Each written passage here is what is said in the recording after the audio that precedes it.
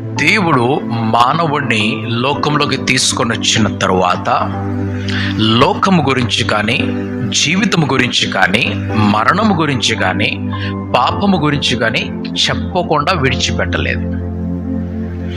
అధ్యాయంలో సారాంశముగా కనిపిస్తున్నటువంటి ఈ మాటలలో, మీరు దానిని తినినటువంటి దినమున నిశ్చయముగా చనిపోతారని చెప్పినప్పుడు, ఎలా చనిపోతారు, ఎందుకు చనిపోతారు అన్ని వివరం చెప్పేసి వెళ్ళిపోయినటువంటి దేవుడు ఆయన.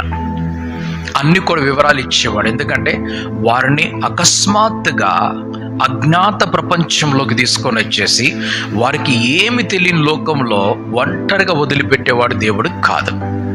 ఒకవేళ అలాగ చేసినట్లయితే నిన్ను విడువను ఎడవ అని చెప్పే మాట అబద్ధమవుతుంది. నిన్ను అనాథగా చేయనని చెప్పే మాట అబద్ధమవుతుంది. క్షణమాత్రం కూడా నీకు దూరము కాను అని చెప్పేటువంటి మాట కూడా